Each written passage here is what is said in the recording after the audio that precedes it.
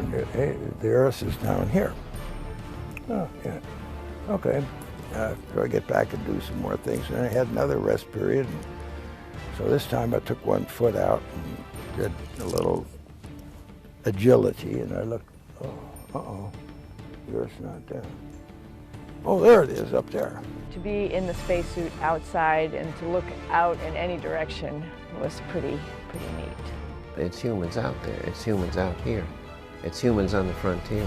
When I opened the hatch, I mean, I had the whole universe in front of me. It was spectacular. Then you sort of poke your head out, flip around, and you take a look around, and you know, it's really a holy moly kind of moment. That was when I first learned, I think, the definition of what it truly is to be alone. Being in space, being in Earth orbit, floating is truly a magical experience. It means an exciting day.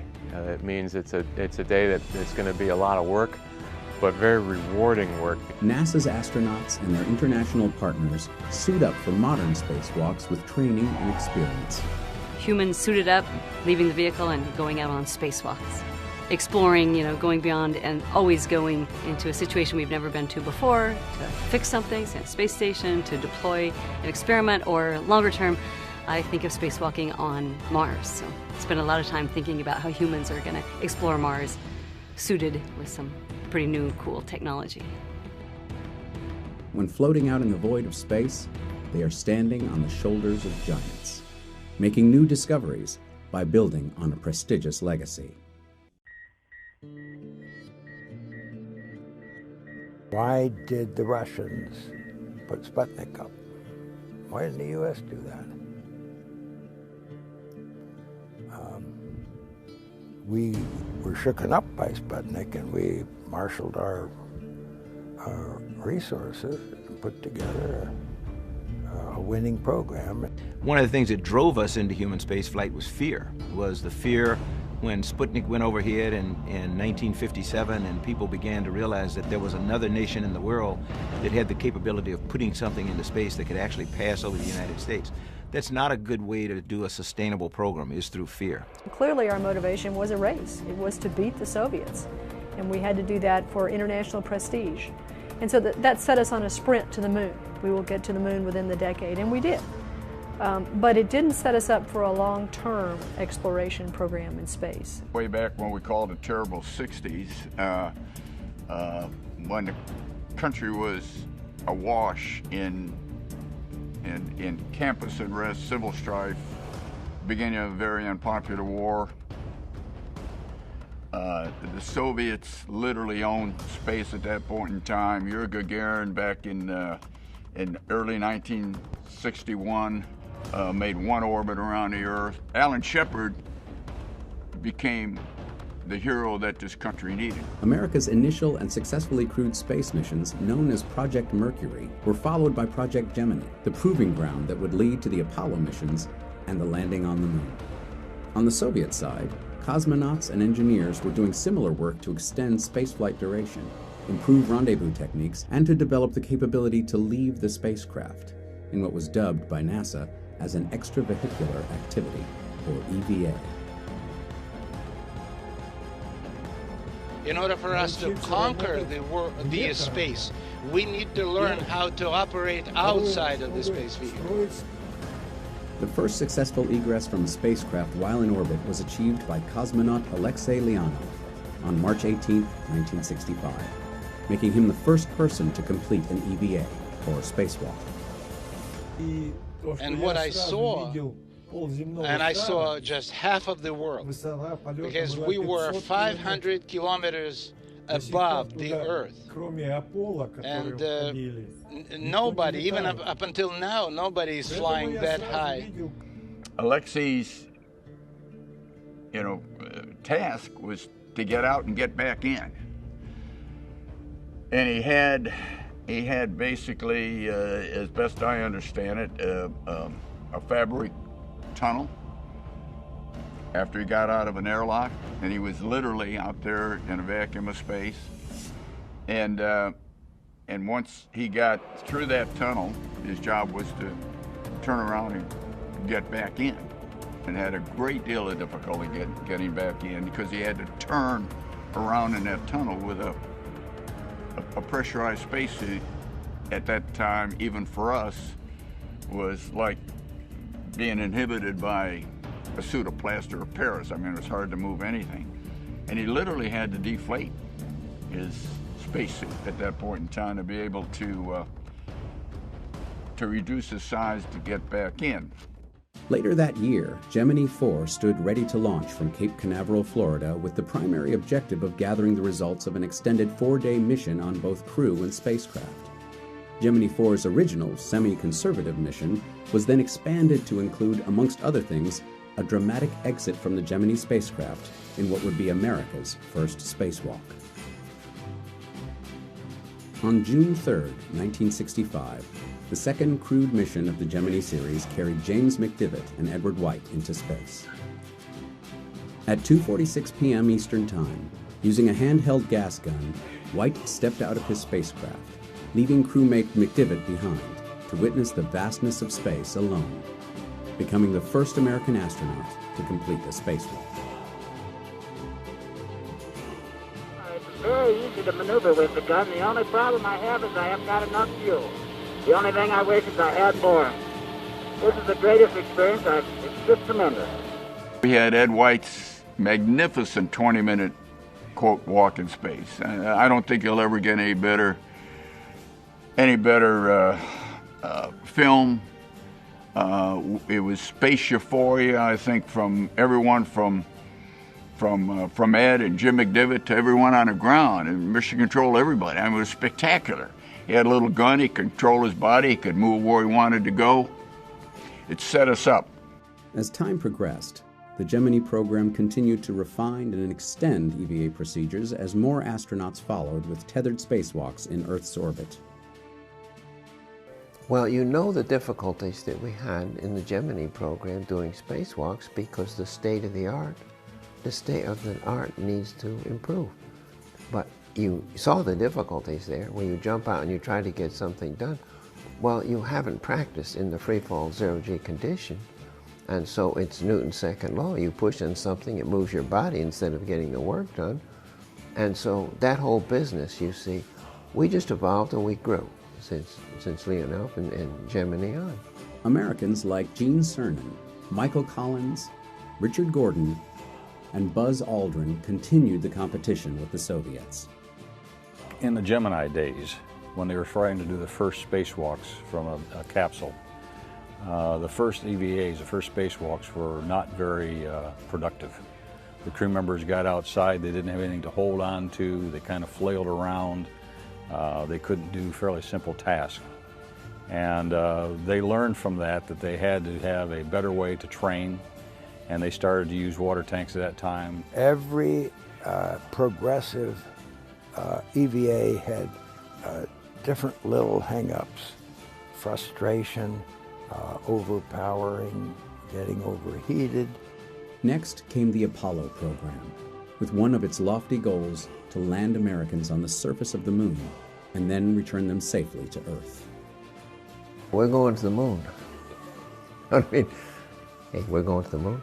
The Gemini suit, you could pretty much compare it to what the launch entry suit was like. You know, it was not custom made, but you could, you know, the link net stuff could be configured so that you did have a certain mobility in the arms and at the knees. The difference being the Apollo suits were all custom made for each crew member. 3, 2, 1, 0. All engine running. Liftoff. We have a liftoff. 32 minutes past the hour. Liftoff on Apollo 11.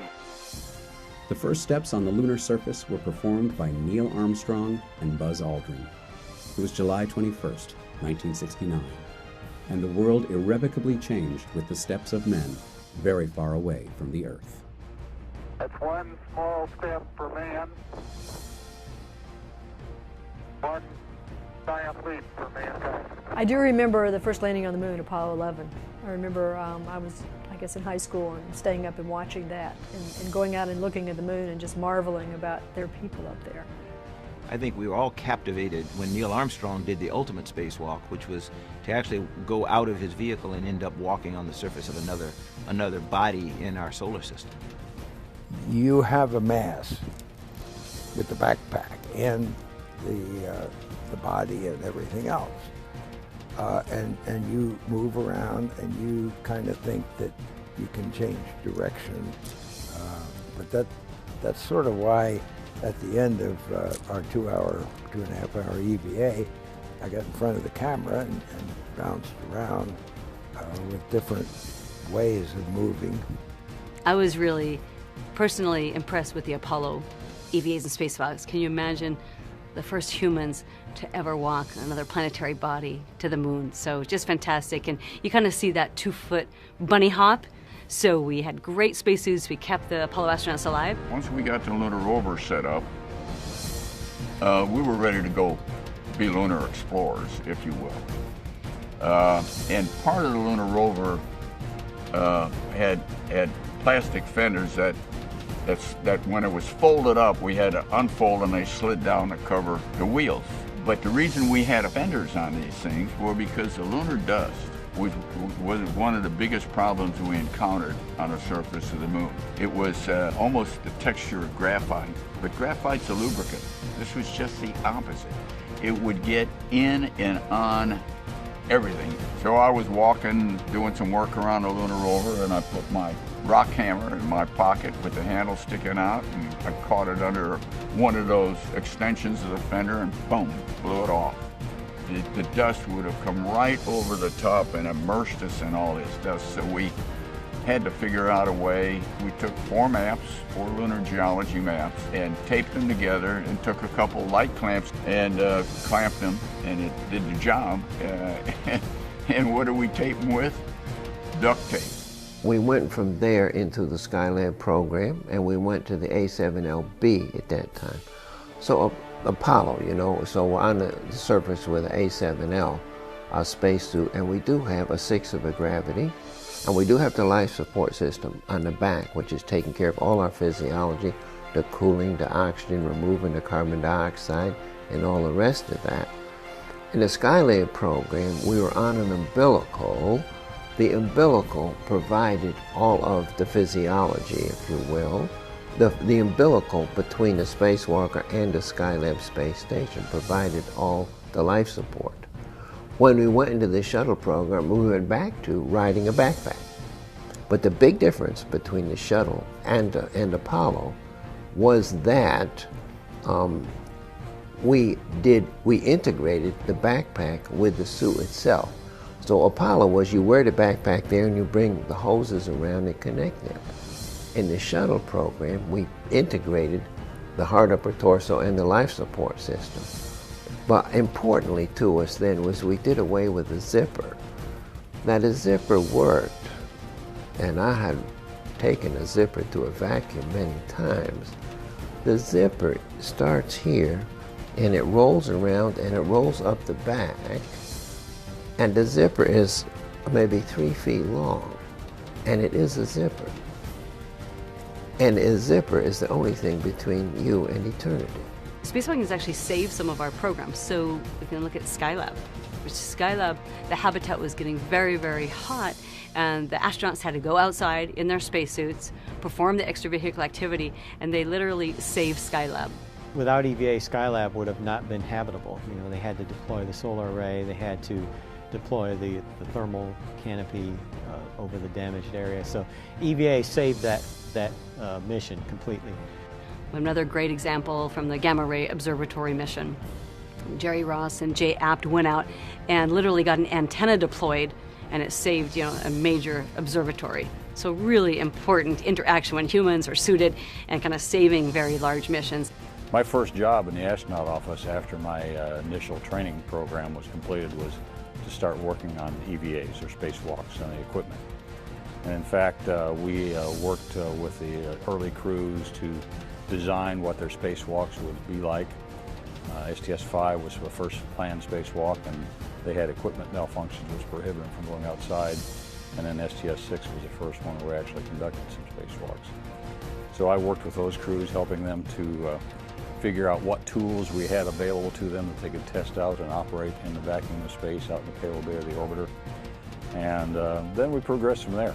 The suit was not a brand new suit anymore. I had run it through all on the floor. That's the 1G test. I had run it through vacuum testing.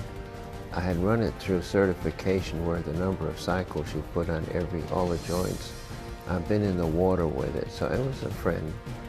From that, then we started to develop things like the manned maneuvering unit, the little rocket backpack that we demonstrated on several flights and used in some cases.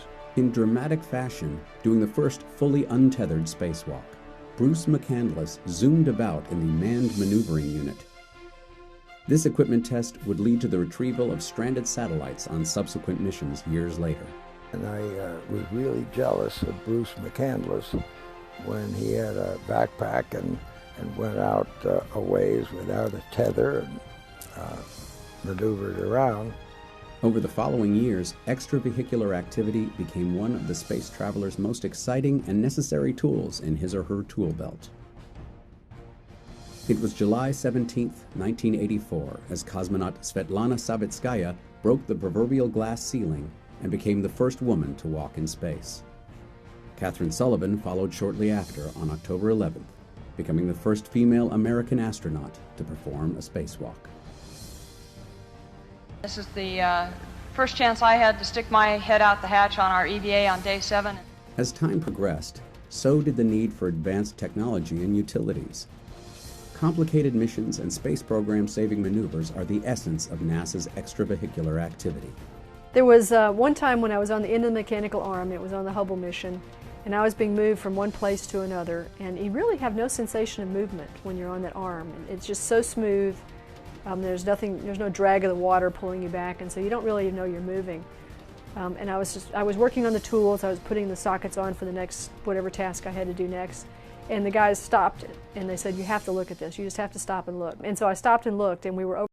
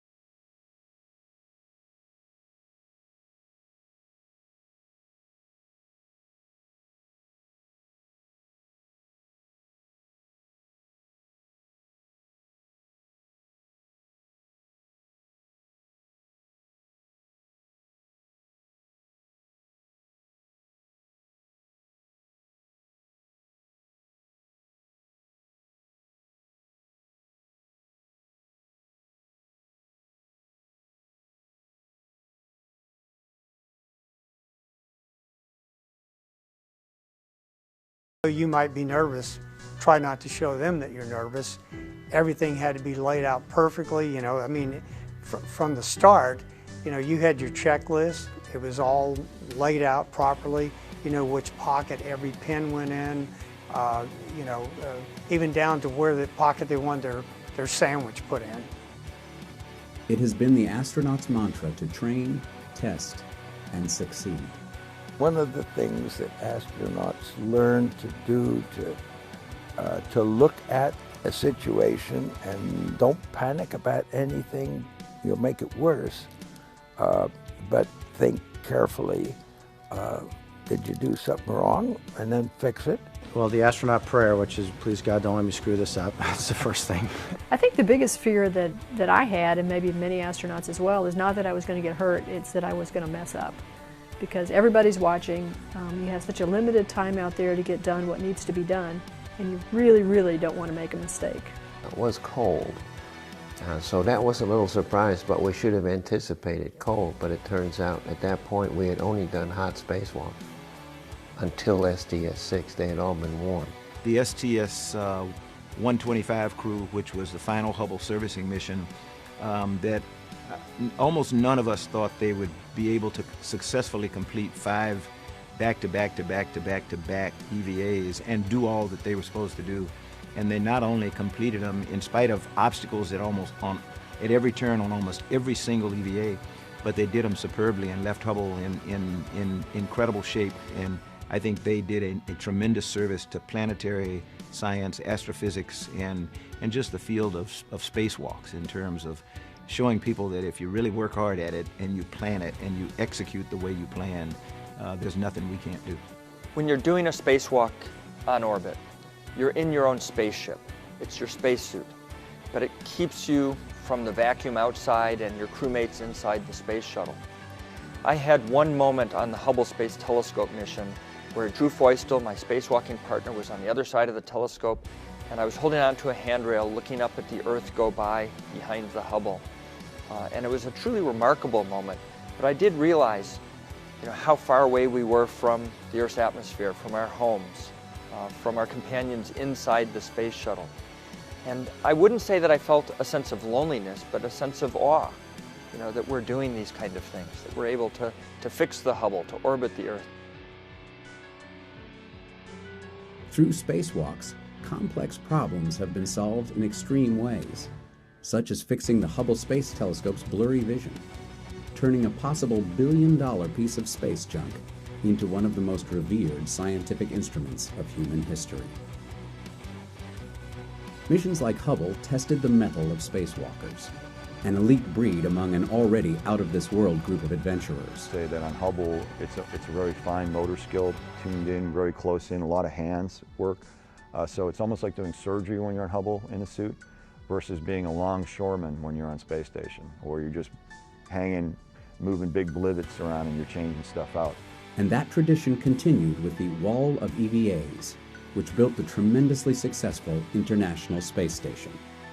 It's been 50 years since NASA's first EVA, when Ed White went out on Gemini 4. We've come a long way since that first one.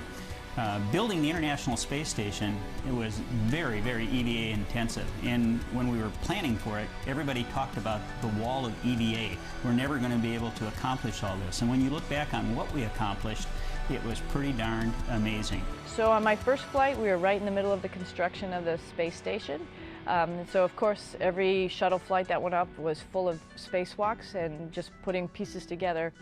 Every single EVA was an important and necessary component of the assembly sequence. So I think we all feel that we had a hand in laying the keystone, or however you want to describe it. To see the ISS now and the spacewalks that they do to go out and do repairs, I mean, it's just incredible. Station is more than 14 years old, built by spacewalkers, and continues to be maintained and upgraded through spacewalks in the most advanced spacesuits the world has ever seen. Spacewalks are not, they look like they're incredible fun, and they probably are for the crew member when you really get down to it, but we must never forget how dangerous they are. I felt something that was not unexpected. I felt cold water on the back of my head, and that surprised me.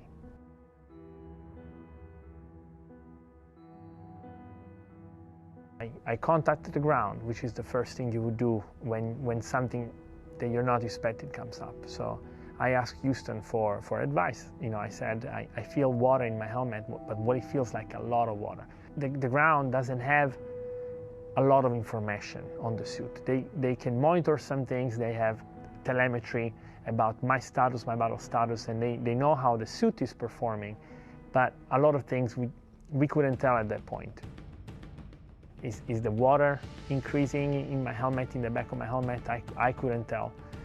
The ground couldn't tell. They were trying to come up with what could be the possible problem and the solution. Finally came the decision from the ground to take the safest option, which is we're going to terminate this EVA.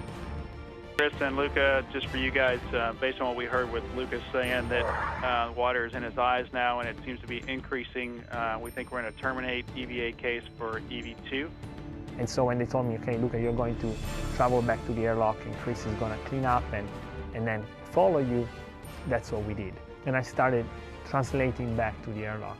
I had to go upside down and translating with my head towards the ground. And it always happens, a lot of things happen at the same time. The sun went down at that point. You go to zero. Darkness, no visibility, and cold.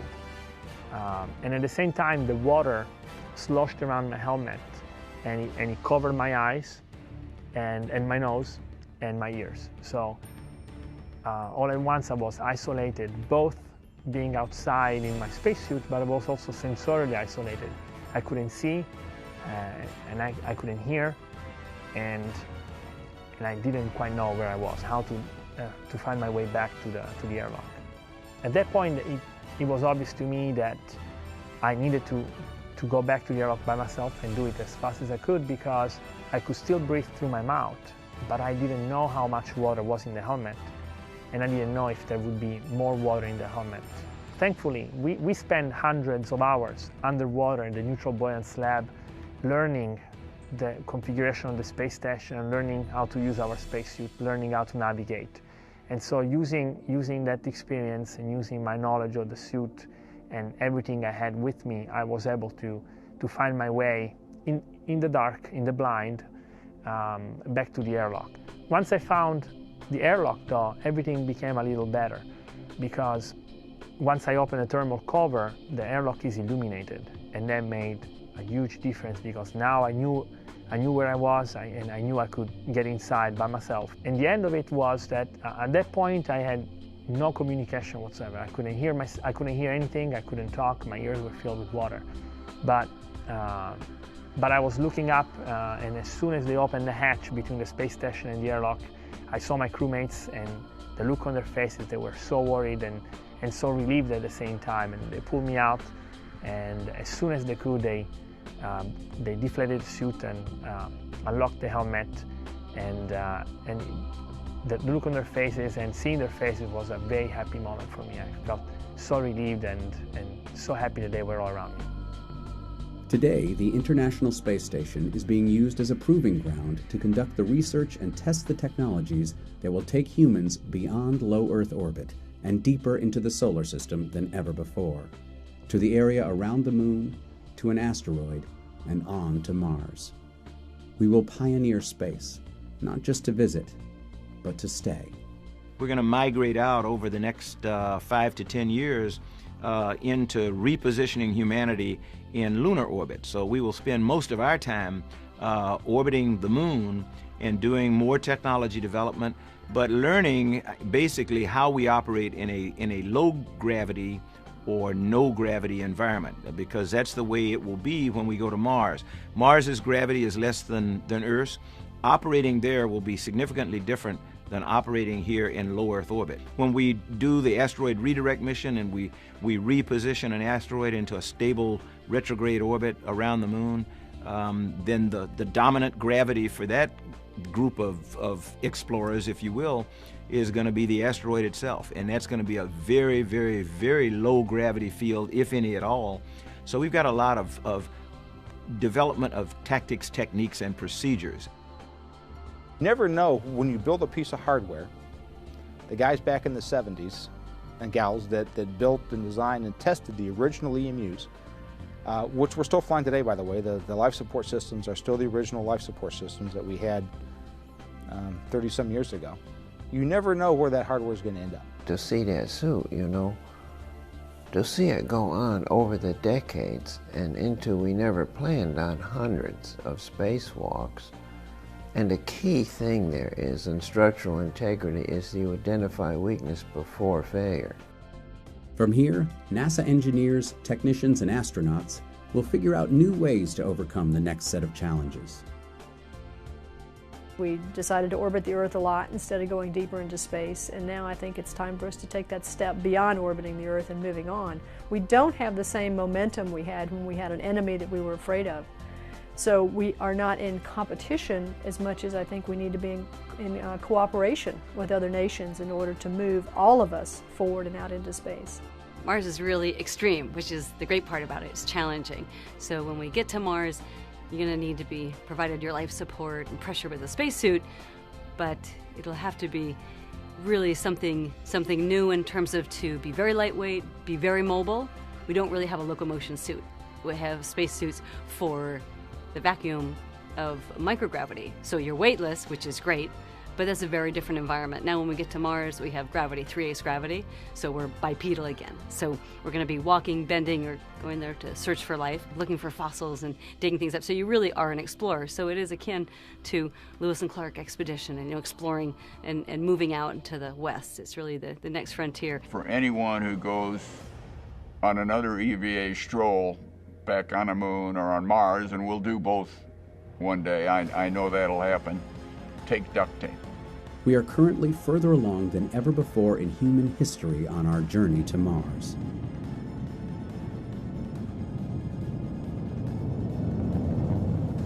American engineers and scientists around the country are working hard to develop the technologies, including new spacesuits, that astronauts will use to one day live and work on the Red Planet.